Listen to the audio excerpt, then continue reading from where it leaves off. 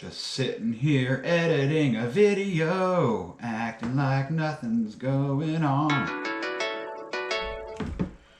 Well, whoever could this be? Hello? This is Arnold Schwarzenegger. Oh my gosh, I'm such a huge fan. Why? Wow, what an honor, sir. Why are you calling? Get to the chopper! I don't have a chopper. I have a camper. Are you talking about the camper? Why would I need to get there? Tonight's forecast. A freeze is coming. Sir, there's already 6 inches of snow on the ground. It got down to 14 degrees last night. What are you talking about? Always winterize your pipes. Oh, okay. I get it. So you want me to act like this is a month ago and I haven't just been sitting on this footage waiting to film an intro being super lazy about it. Is that what you're doing? Right. No, I know. You're absolutely right. I should have finished this thing a long time ago when I actually shot the footage winterizing the camper, but life gets in the way sometimes. You lack discipline. No, hold on. I didn't say that. It's been busy, okay? I mean, the kids are going everywhere. I've been seeing this wonderful woman. I mean, life kind of gets away from me. I'm sorry, I haven't put this together quite yet. Fuck you, asshole. Oh, okay. That's not appropriate. No, that's not okay. You do not need to talk like that. You understand? Hasta la vista, baby. What a weird phone call. So I guess today we're gonna winterize the camper. And don't burn the house down. Strange. Ah! 3 days ago, we were out camping. It was cold. It was our final camping trip of the season, but we were camping nonetheless. 2 days ago, I hauled several loads of leaves to the landfill site because it's fall, I figured I'd pick up my leaves. And then yesterday, this happens.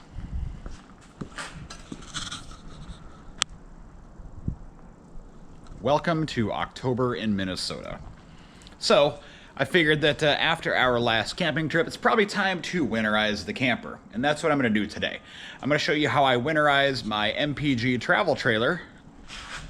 Right back over there.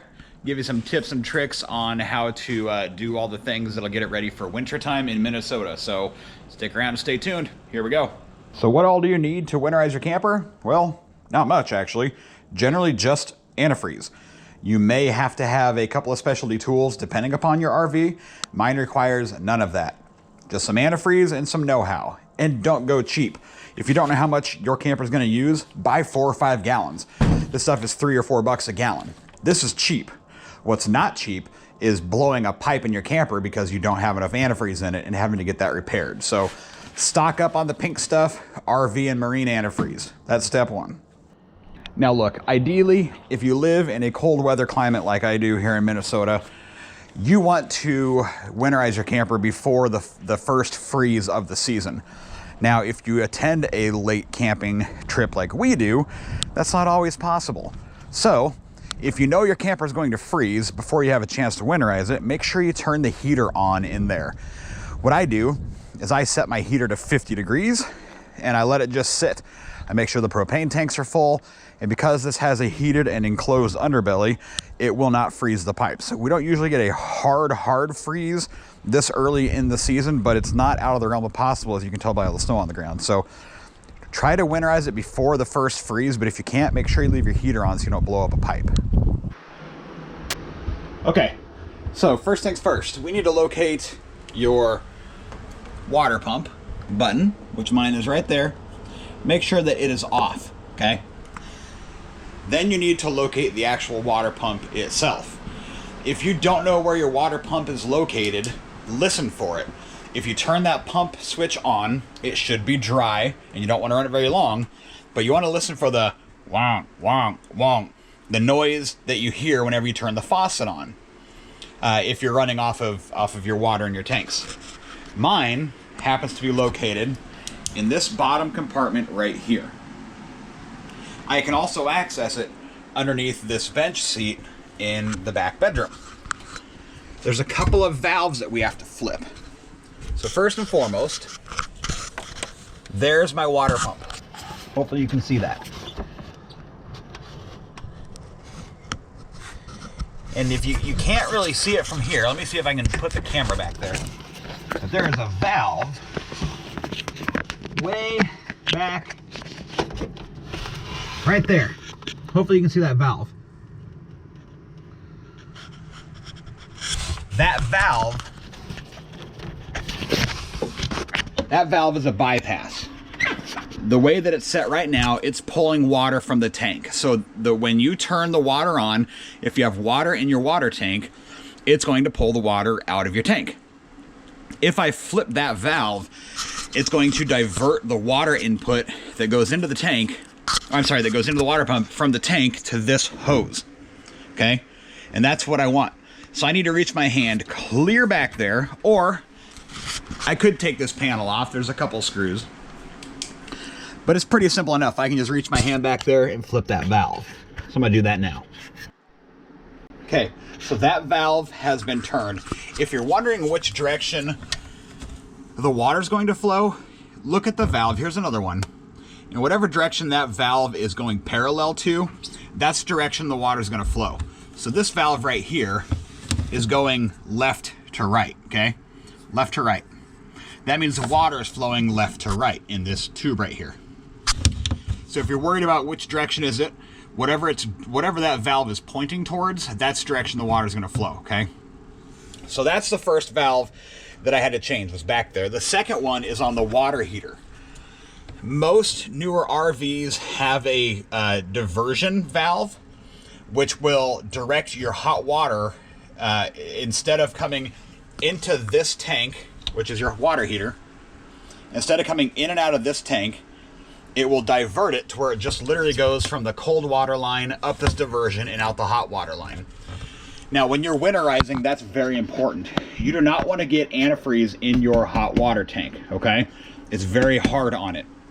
So when it comes to winterizing, make sure your water tank is drained out, make sure it is dried out, and then flip this diversion right here. So I'm going to turn this diversion valve up, which it's now pointing in the direction where the water is going to flow.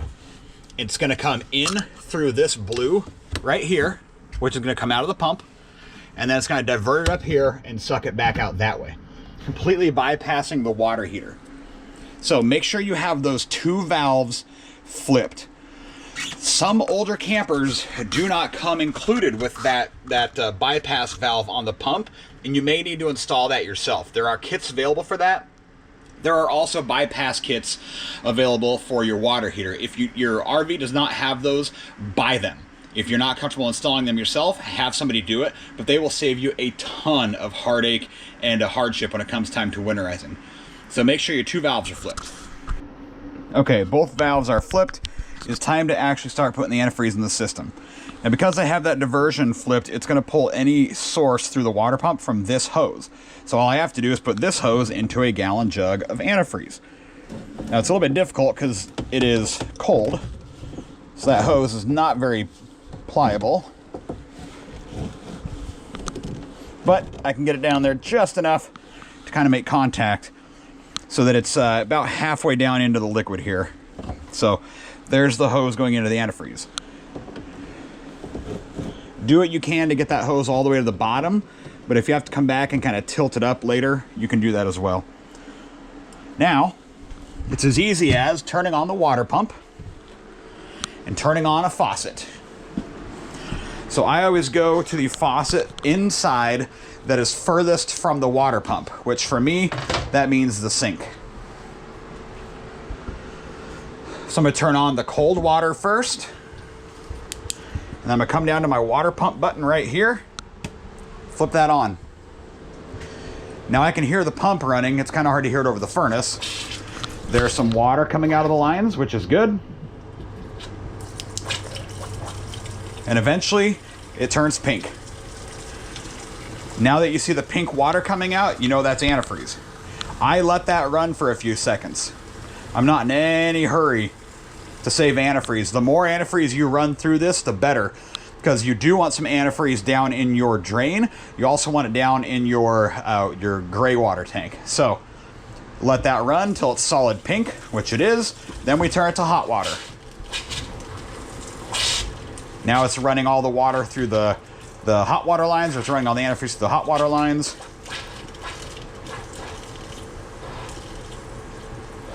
And that is now running mostly pink as well. It's getting some air in there, so I'm going to shut that off. I'm going to come back and check on my antifreeze, see how it's doing. You'll be shocked at how quickly you'll go through that once it starts pumping through. Yeah, and the water pump is actually pulling air right now because it's almost out already. So I'm going to tilt that down a little bit. Push it down just a little bit deeper in there.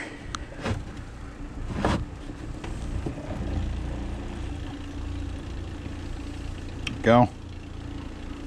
I'm just going to make sure that's still pulling some antifreeze. What I usually do is when those jugs get low, I'll just pull them out. It's not kind of a good to the last drop thing. So I'm going to come back over and shut off my water pump for a second here. And I'm going to come back and I'm going to go to the next gallon of antifreeze. It's always good to keep a rag handy. That way you can clean up any messes that you might be making.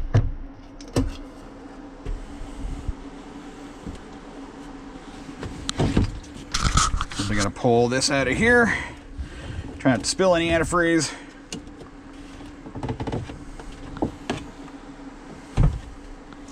And go into the next gallon.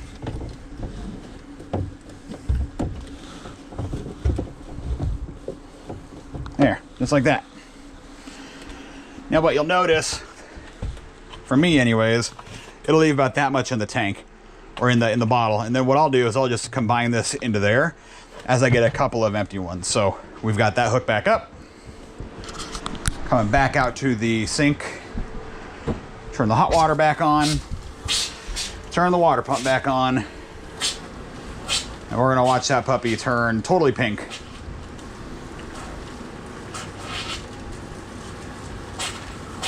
There. That is putting out solid pink. It is putting out some air, which air in the lines is not a terrible thing. So now I know the hot and the cold in this sink are running completely pink. That's a good thing. So now I'm going to go kind of check my antifreeze again. It's about half a gallon. Move into the bathroom. You need to run this through every faucet in your camper. And in the shower, there's one you really can't miss. So cold water, you'll notice it comes out pink immediately. The reason that came out so fast is because the water lines, they originate back at the water pump, and then they go all the way to the end of the camper. And since I did that last faucet first, I kind of primed all the water lines already. So that one already came out pink. That hot water already came out pink. And then here's a trick that a lot of people forget. Your shower hose has water in it as well. So what I do is I'll just hold this up, turn it on for a second, make sure it runs pink out of the shower head, and shut her back off. Now I know that there's antifreeze in here as well. And honestly, for the winter, I just leave that down. That way it can drain out if it needs to. All right. Onto the sink.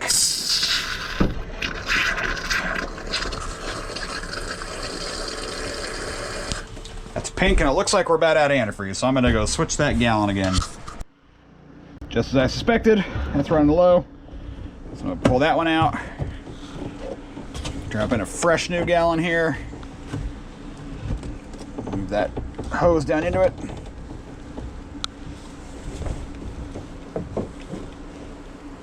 There, get it ready to go again. So now at this point, I have two partially empty gallons, so I will simply combine these together, which will raise that antifreeze level enough that I can use that gallon again. All right, combine those two. I've got over a half gallon that I can use after that one runs out. So back to the bathroom here. Turn that sink back on. She is solid pink. Turn on the other faucet.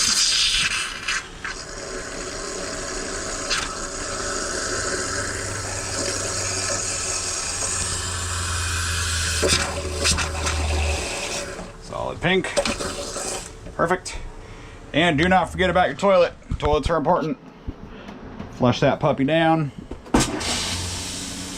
She runs pink. Perfect. And I leave a little bit of pink in there over the course of the winter. It kind of helps to keep that seal from dry rotting. In all honesty, you know, some people try to go through and wipe up the pink out of the sinks here and out of the tub. I don't. I'll do that when I do my springtime cleaning. I just don't see a point in it because those faucets are going to drip just a little bit over the course of the winter. So all of my interior faucets, the kitchen sink, the sink in the bathroom, the tub, and the toilet, they are all winterized now. So now we have to move outside to the outdoor kitchen. First, I'm going to check my level here on the antifreeze. I'll probably top that gallon off just so I have a little bit more in there. All right, now especially if you have an outdoor kitchen, make sure you do this outdoors as well. And that faucet on is running pink. The other one on, running pink. All right, now the outdoor faucet in the outdoor kitchen is good. Close that up. If you have an outdoor shower, process is the same. Just make sure you run your outdoor shower until it runs pink. The one last thing that I'm going to show you is one that several people don't even think about until it's too late and they have a very costly repair. Your city water connection is where you go to plug in your hose if you're going to use shore water. But inside of this, hopefully you can see it, there's a tiny little white nozzle. What that is, it's a one-way valve. So when you hook up the hose to that, the pressure goes in and the water goes in. But if water tries to come back out this way, it stops it. Now that's important because if you're not using your city water connection and you're using your tank water, it's going to pressurize that line. And if you didn't have that little stopper in there, you would just be spraying water out of here every time. So what you have to do is take a fork or whatever, some sort of straight object, and you need to push in that valve until it runs pink. Because what it's doing, it's going to backfeed that antifreeze through that city water connection hose. And there is a hose behind this. And if you forget this step, that hose can crack and break. Word of advice, stand out of the way when you do this because it will spray out. There it goes. Obviously you can see that it's squirting out pink. So she is good. Close that back up. As far as your water heater is concerned, I did this already, but make sure that you let this air out. You don't want to put any antifreeze in there, like I said earlier, but it is okay to put an air compressor hose or something up inside your drain valve and just kind of let it run for a few minutes so that it will dry out the inside of that water heater. If there's a tiny little bit of water in there and it freezes, you're fine because it'll have ample room to expand and contract, but just make sure that nothing sits in there over the winter. The only other things you need to worry about, and I've already done this as well, is make sure you don't have any standing water in your pipe here, which I have adequately drained mine out. In any of that, make sure there's no water inside any of these pipes. So make sure you have your gateway valves open for quite a while when you do your final clean out. And also, if you have any sort of drain lines out the bottom, you look clear back under there, you can see next to the tire, there's a blue drain line coming down. That is already open. It's been open for a long time. That is the drain line for my freshwater tank. So make sure you leave those open as well because those pipes can crack and they will freeze and they will break. Okay, so the outside pipes are now winterized as well. So a couple of final preparations that I do when I'm winterizing the camper. First and foremost, make sure your heater and air conditioner is powered off. Give it time to cycle down. That way nothing is stuck kind of inside the ductwork there. I'm then going to come back, shut off my water pump, make sure it's off, You do not want that to run dry. A nice little rule of thumb that I use here is I will always leave a towel down in here over the winter. Because when you pull this tube out of here, it's going to leak a little bit. Pretty much no matter what you do. Set that right there. So I will just leave this kind of resting right there. Set a towel underneath it. That way if it drips in the wintertime, it's not going to hurt anything. And I will leave these valves in the position that they are in now until spring. When it comes time to de-winterize the camper, you're going to kind of have a similar process to follow, but in springtime, rest assured, I'll do another video on that. So I bought several gallons of antifreeze. It looks like I used about maybe two and a third gallons of antifreeze for my camper, which isn't terrible. I bought 5 or 6 gallons because I also did my boat, which uses the same stuff, and I've got some leftovers. This stuff will store for several years, so nothing to worry about there. Put it in a corner of the garage and you're good. For the wintertime, I will also close all the shades in here. I do have a cover that I put over the camper, but in the event you don't have a cover, or even if you do, it's never a bad idea to close the shades. That way it minimizes any sun fading on your furniture or your cabinetry or anything else in here. I mean, everything in here is susceptible to the sun. So may as well close everything so that the sun can't beat anything up. Pull the slide out back in. Refrigerators are turned off. Slide in. Good grief. All right, so there's a few things left to do to completely winterize the camper. Get the snow off the propane tank first. I'm going to shut off the propane lines. There's no need to have those lines pressurized throughout the winter. So I'm going to close those. They're just screw-on valves here. Close that one. Close that one.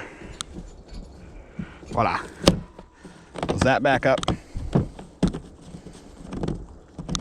The only things I have left to do to winterize this camper are I'm going to put the cover on it. Now I have to wait obviously until the snow melts, because I can't really cover this thing up when it's got 6 inches of snow on the roof. So when the snow finally melts off of this, I will put the cover on it. Then what I do is I will squat the camper down in the front end. Right now it's sitting level. I bring the front jack down quite a bit so that the front end of the camper is nose down, and that helps with drainage throughout the winter. So as the snow accumulates on the roof, it will drain off this way, and it just kind of aids in not having liquid sitting on top of the roof. And the very, very last thing you do is you remove the battery. Do not leave your battery sitting in your RV over the winter.